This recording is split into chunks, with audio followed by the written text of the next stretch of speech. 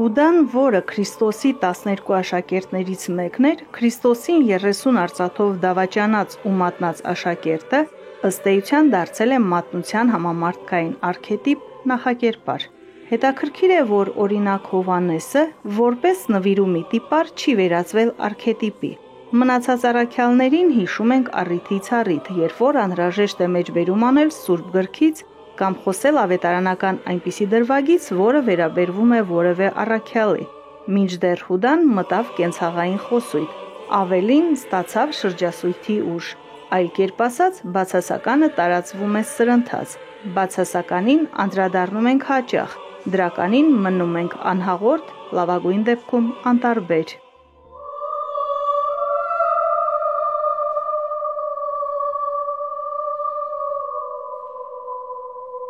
Անկեղծ ասած, ինստիտուցիոնալ իմաստով այդպես չէ։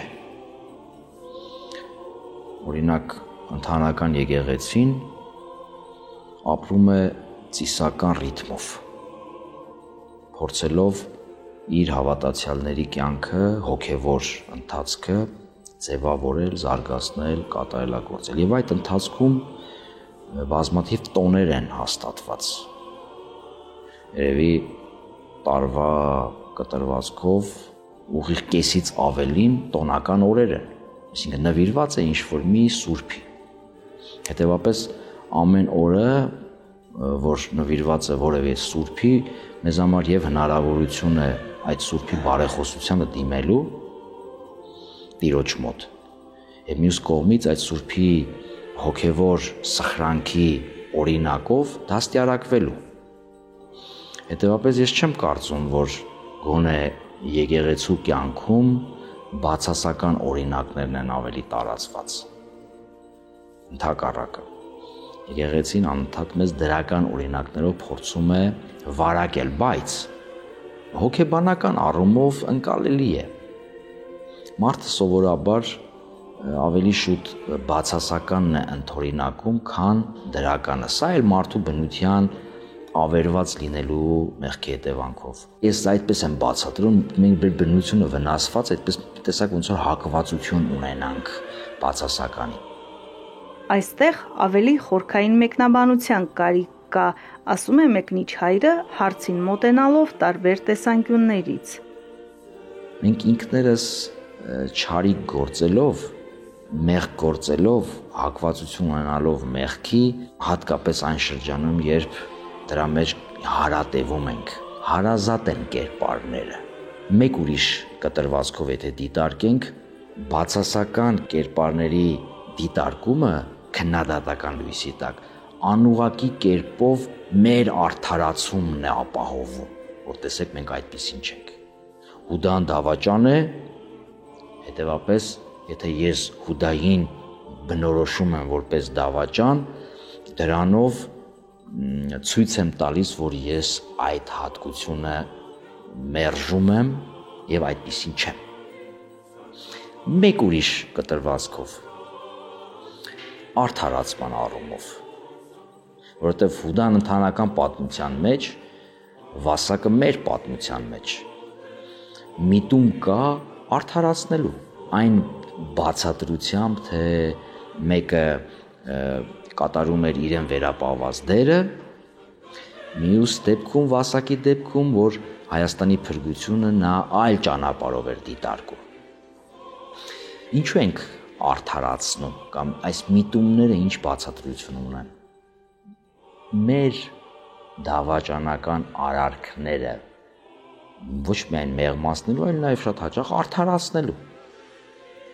Եվ վերջո Հուդան մի կողմից, Վասակը մյուս կողմից որպես արքետիպներ դավաճանության։ Իրենք այդպես երկնքից չեն ձևավորվում։ Հասարակության մեջ ապրելու ընթացքում են ձևավորվում։ Պարզ օրինակ, այսպիսի շռնդալից դրվագները եւ օրինակները փոքր օրինակների հանրագումարն են։ Մտնեք մեր հասարակության մեջ տեսեք ինչպիսի անհավատարմության դրսևորումներ կան ընտանեկան մակարդակի վրա, երբ ամուսինները դավաճանում են իրենց կանանց, երբ ընկերները դավաճանում են իրենց ընկերներին։ Ավելի բարձր մակարդակի վրա, երբ պետության գործառույթ ստանձնած պաշտոնյան դավաճանում է իր պետության շահերին։ Իսկ ինչու են դավաճանում։ Իրենց հարմարավետության համար է դա անում են։ Գիտեք, դավաճանի համար բարիքն ու չարիքը օբյեկտիվ առումով հարաբերական չկա այդպիսի բան։ Բարիքն կամ չարիքը պայմանավորված են թե իրենց որքանով է հարմար, որքանով է համապատասխանում իրենց շահերին եւ հետաքրքրություններին։ Արքետիպը տեղեկատվական հոգեներգործուն հզոր ուղերձ է։ Մեկ անգամ եւս կրկնենք. Թովմասին օրինակ կամ Պետրոսին հիշում ենք առիթից առիթ, քան մյուս աշակերտներին, սրանով նաեւ փաստելով, որ օրինաչափությունը խախտված է։ Օրինաչափությունը խախտված է այնքանով, որքանով որ մեկի մասին շատ ենք խոսում, մյուսի մասին քիչ ենք խոսում։ Սա պայմանավորված է նրանով, թե ինչ քանակի տեղեկատվություն ունենք մենք տվյալ առաքյալների մասին։ Մի հետարքիր դիպուկ պատկեր հիշեցի մեր կինոգետներից Դավիթ Մուրադյանն ասում էր Աքիլեսի կամ Տրոյայի մասին մենք գիտենք, որտեվ նրանք ունեցել են իրենց Հոմերոսը։ Ինչքան իրադարձություններ կան, որ մենք չգիտենք, որտեվ դրանց պատմողը չկա, չի եղել։ Բայց մենք բոլորս գիտենք, որ Քրիստոսի առաքյալները, այդ թվում նաև Հուդայի տեղը լրացրած Մադաթյան, ինչ ծավալի աշխատանք առաքելություն են իրականացրել եւ բացի մեկից գրեթե բոլորը իրենց կյանքն ավարտել են նահատակության, որը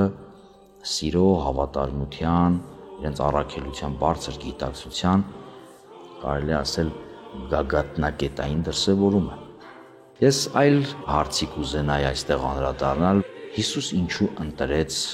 այսպիսի աշակերտների, որոնցից մեկը պետք է անհավատի բնորոշում ունենար, իդեմս Թովմասի, մեկը ուրացողի, իդեմս Պետրոսի, մեկը դավաճանի, իդեմս Հուդայի, եւ ի վերջո որպես հավաքականություն ամենածանր պահին փախան, վախկոտի, այսպես ասած, դրսևորում ունեցան։ Եվ Հիսուս ինքն ասում է, որ ես եմ ձեզ ընտրել, չի ասում, որ դուք ինձ ընտրեցիք, ես եմ ձեզ ընտրել, այսինքն գիտի ում է ընտրել։ Հարցը այն է, որ Հիսուս նաև սրանով մեզ հուշում է, որ եկեղեցու կյանքը, մարդկության կյանքը միշտ լեցուն է լինելու նման մարդկանցով, այսինքն պատրանքներ մի ունեցեք, որ եկեղեցին ունենալու է միայն սուրբեր։ Եկեղեցին, եթե կուզեք այս իմաստով, հիվանդանոցի է նման, որտեղ մտնում ենք մենք հիվանդ առողջանալու նպատակով, ձգտումով։ Դատարանի է նման, որտեղ մենք մտնում ենք մեր արդարացումը գտնելու ձգտումով։ Դպրոցի է նման, որտեղ մենք մտնում ենք կրթվելու, հասնելու մեր մարդկային կոչմանը եւ փրկությանը։ Եվ հետևապես պատրանքներով պետք չէ ապրել։ Այո, Քրիստոսի առաքյալներից հետո եկեղեցում լինելու էին նոր Հուդաներ, նոր Պետրոսներ, նոր Թովմասներ։ Դավաճանության դասական տարբերակումներ կան։ Դրանցից են գաղափարախոս դավաճանները, կոնֆորմիստ, համաձայնվողական դավաճանները, հեդոնիստ, հաճույքն արտաքին բարիք եւ տառապանքը չարիք համարող դավաճանները, դասալիկ դավաճանները եւ այլն։ Կարելի է ենթադրել, որ վերոնշյալները եւս ծագում են Հուդայից, թե կան նախանձի տեսակներ, որոնք ուղղակի կենցաղային ծնունդ են։ Հետաքրքիր է նաեւ, թե ինչու դավաճանության խորհրդանիշ է դարձել Հուդայի համբույրը, արտահայտելով անձի նենգության բարձրագույն աստիճանը։ Ինչու հենց մարդկային ամենաջերմ հարաբերությունների նշանը համբույրը դարձավ մատնության խորհրդանիշ։ Հուդայից ոչ մի դավաճանություն չի ծագում։ Հուդան պարզապես դավաճանության, մատնության նմուշ օրինակ է։ Դավաճանությունը ծագում է էգոիզմից, եսակենտրոնությունից, հպարտությունից։ Հպարտությունը բոլոր մեղքերի մայրն է, որից բխում է նախանձը, բարկությունը, ծուլությունը։ Երբ որ քո կյանքում առաջնային չէ Աստված, քո կյանքում առաջնային չէ համընդհանուր բարիքը եւ ամեն ինչ քո հարմարավետության համար է, քեզ ծառայելու համար է, երբ քո ընկալման մեջ բարիքն ու չարիքը պայմանավորված են, թե որքանով են ծառայում քեզ, այս դեպքում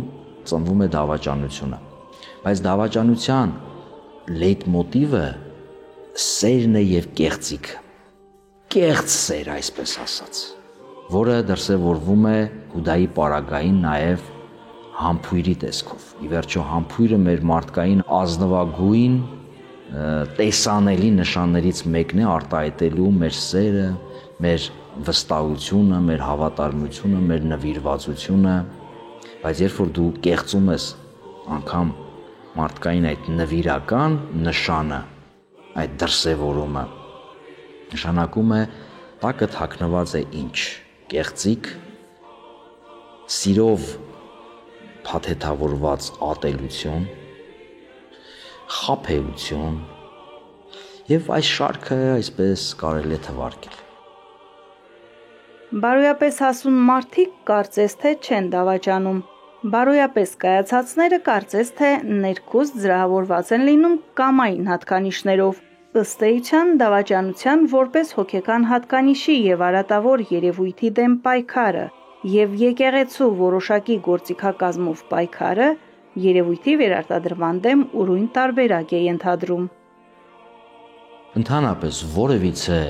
մեղքի չեզոքացման դեմ պայքարը դրական օրինակ ցույց տալն է եւ հատկապես դրական օրինակ ցույց տվողներին քաջալերելն է։ Խավարը ցրելու համար նոր խավար չենք կարող ստեղծել։ Խավարը ցրելու համար պետք է լուսավորենք, բայց նկատի ունենանք, որ այդ լուսավորման մեր ընթացքը տառապանք է արժենալու, պետք չէ պատրանք ունենալ, որ հեշտ կյանքով, դյուրին ընթացքով, հեզասա մենք կարող ենք մեր շրջապատը լուսավորել։ Նախ մենք պետք է լուսավորվենք, իսկ որպեսզի մենք լուսավորվենք, մենք պետք է բազմաթիվ զոհաբերությունների միջով անցնենք, սկսած մեր կրքերը սանձելուց մինչև կրթություն, բարիք գործելու մեխանիզմի ձևավորում, նախ մենք պետք է փոխվենք, որպեսզի կարողանանք նաև մեր օրինակով փոխել մեր շրջապատը, բայց սա դյուրին ընթացք չէ, եւ քրիստոնյայի կյանքը հեզասահ կյանք չէ, խաչի ճանապարհ է, այդքան որ մենք ասում ենք, հարության հասնել հնարավոր է միայն խաչի եւ տառապանքի ճանապարհով։ Դավաճանությունը մի շարք առաքինությունների, սիրո, ընկերության, պատվի, պարտականության, հայրենիքի հանդեպ մեծագույն պատասխանատվության, այդպես էլ չվերծանվող եւ դրա հետևանքով կորուստ ողբերգություն խորհրդանշող հոգեբանական շեղումների պատճառ է, որը չի ընկալվում եւ չի արդարացվում։ Ավելին, դավաճանությունը դրական որևէ հատուցում չունի, դավաճաններին չեն ներում նույնիսկ նրանք, ովքեր օգտվել են այդ ծառայությունից, ապա ինչու հագնել Հուդայի, Հուդա Իսկարիովտացու շապիկը, չէ որ այն որևէ մեկին հարկ չի բերում։